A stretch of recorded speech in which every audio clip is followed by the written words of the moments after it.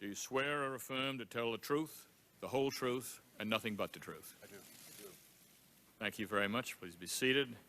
Director Tenet, if you'd like to proceed with your opening remarks. Thank you, Mr. Chairman. I welcome the opportunity to be here again.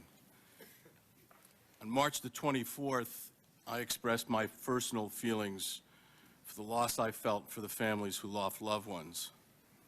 My colleagues at CIA and throughout our intelligence community feel the same sense of loss. That we did not stop these attacks haunts all of us to this day. And what we're doing here is essential, not only because we have to be open and honest about the past, but also because we have to be clear-minded about the future. Mr. Chairman, some context. By the mid-1990s, the intelligence community was operating with a significant erosion in resources and people and was unable to keep pace with technological change. When I became DCI, I found a community and a CIA whose dollars were declining and whose expertise was ebbing. We lost close to 25% of our people and billions of dollars in capital investment. The pace of technological change challenged the National Security Agency's ability to keep up with the increasing volume and velocity of modern communications. The infrastructure to recruit, train, and sustain officers for our clandestine services, the nation's human intelligence capability, was in disarray. We were not hiring new analysts, emphasizing the importance of expertise, or giving the analysts the tools they needed. I also found that the threats to the nation had not declined or even stabilized, but had grown more complex and dangerous. The rebuilding of the intelligence community across the board became my highest priority. We had to invest in the transformation of the National Security Agency to attack modern communications. We had to invest in a future imagery architecture. We had to overhaul our recruitment, training, and deployment strategy to rebuild our human intelligence critical to penetrating terrorist cells. And we had to invest in our people. And while we were rebuilding across the board, we ensured that investments in counterterrorism continued to grow while other priorities either stayed flat or were reduced. Mr. Chairman, I'm not going to go through what the rest of the world looked like. You understand it. Building our overall capabilities would be instrumental in how we positioned ourselves against al-Qaeda, its terrorist organizations that represented a worldwide network in 68 countries and operated out of a sanctuary in Afghanistan. We also needed an integrated operations and collection plan against al-Qaeda. We had one. I have previously testified about the 1999 strategy that we call the plan. The plan required that collection disciplines be integrated to support worldwide collection and disruption and penetration operations inside Afghanistan and other terrorist sanctuaries. In 1998, after the East Africa bombings, I directed the Assistant Director of Central Intelligence for Collection to ensure that all elements of intelligence in the community had the right assets focused on the right problem with respect to al-Qaeda and bin Laden. He convened frequent meetings with the most senior collection specialists in the community to develop a comprehensive approach to support the Counterterrorism Center's operations against bin Laden. He told me that despite progress, we needed a sustained, longer-term effort if the community was to penetrate deeply into the Afghan sanctuary. We established an integrated community collection cell focused on tracking al-Qaeda leaders, identifying their facilities and activities in Afghanistan. The cell, which often met daily, included analysts, operations officers, imagery officers, and officers from the National Security Agency. We used these sessions to drive signals and imagery collection against al-Qaeda and to build innovative capabilities to target bin Laden and the al-Qaeda organization. We moved to satellite to increase our coverage of Afghanistan. CIA and NSA designed and employed a clandestine collection system inside Afghanistan. The imagery agency intensified its efforts across Afghanistan, and more imagery analysts were moved to cover al-Qaeda. The imagery agency gave al-Qaeda interests and targets its highest priority in the intense daily competition for overhead imagery resources. We established an integrated community collection cell that focused on tracking al-Qaeda leaders and identifying and characterizing their facilities. When the Predator began flying in the summer of 2000, we opened it in a fused, all-source environment within the Counterterrorism Center. All of this collection recognizes the primacy of human and technical penetration of the al-Qaeda leadership and network and the necessity to get inside the sanctuary in Afghanistan. This integration was the context of the plan that we put into place in 1999. Between 1999 and 2001, our human agent base against the terrorist target, grew by over 50%.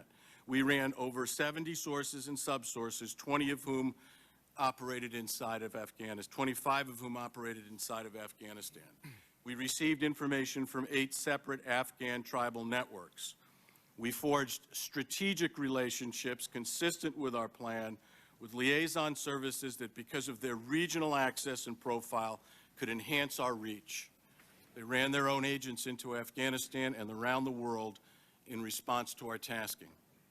The period of early September 2000 to 2001 was also characterized by an important increase in our unilateral capability.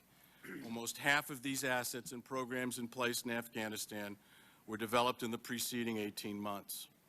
By September 11th, the map would show that these collection programs and human networks were operating throughout Afghanistan.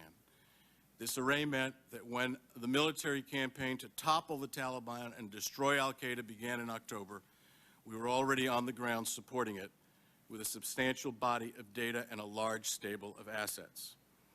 Mr. Chairman, I've outlined in my statement our analytical product. I don't mean to short shrift it, but I know you want me to stay within 10 minutes. I think that there was depth and clarity across a range of products and a range of venues. I believe that that product got to our policymakers, including the most senior policymakers in many forms. How do I assess our performance?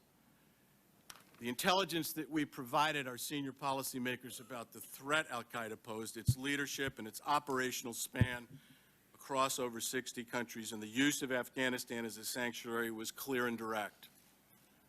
Warning was well understood, even if the timing and method of attacks were not. The intelligence community had the right strategy and was making the right investments to position itself for the future against al-Qaeda.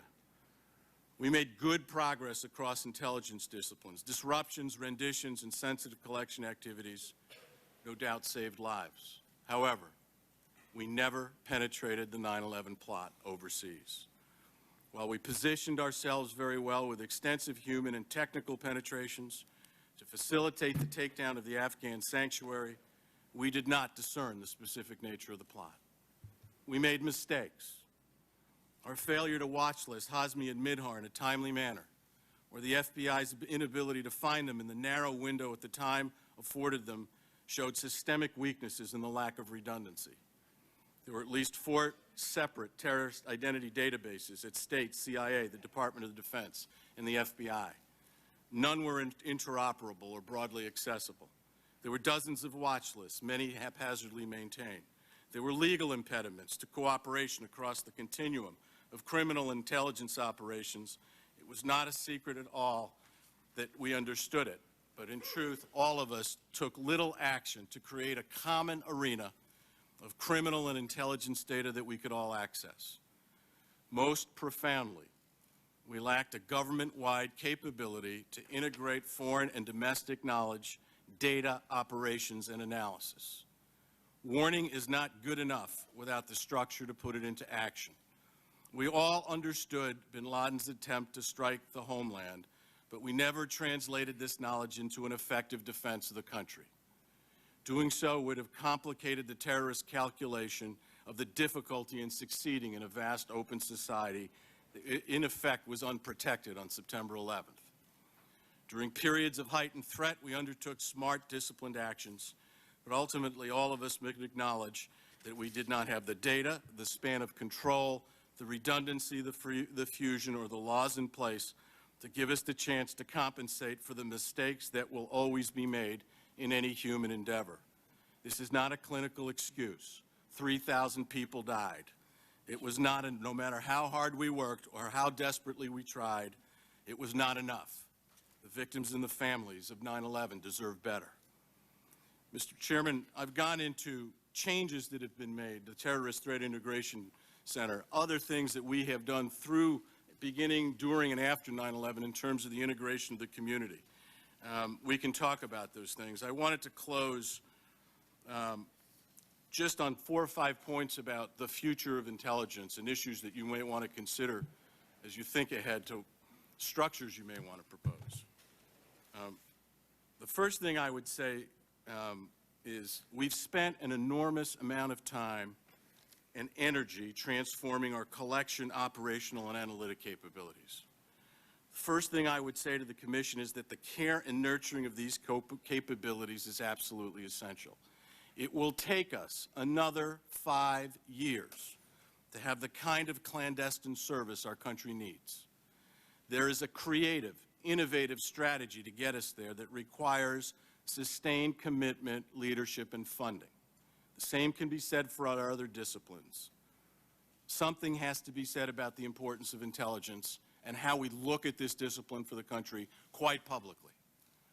Second, we have created an important paradigm in the way we have made changes in the foreign intelligence and law enforcement communities, beginning with the Counterterrorism Center and evolving through the creation of TTIC, with the fusion of all source data in one place against a critical mission area. This approach could serve as a model for the intelligence community to organize our most critical missions around centers where there is an emphasis on fusion, the flow of data, the full integration of analytical and operational capabilities. Capabilities are important. The organization around missions where those capabilities are fully integrated in whatever structure you want to create, I think, is the way ahead in the future, and that's the way we're moving. Third, in the foreign intelligence arena, the most important relationship, aside from the President, that a DCI has is with the Secretary of Defense.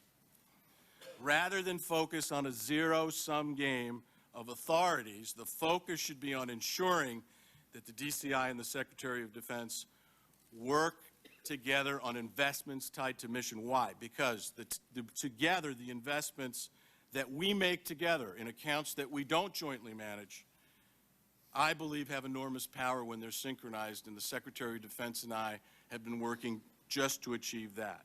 Fourth, the DCI has to have an operational and analytical span of control that allows him or her to inform the President authoritatively about covert action and other sensitive activities.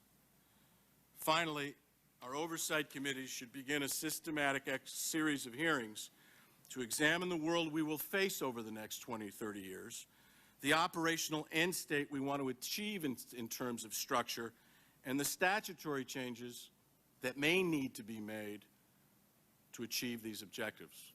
And none may be required, but I believe some will be. I have no doubt others will have other ideas. That completes my opening statement.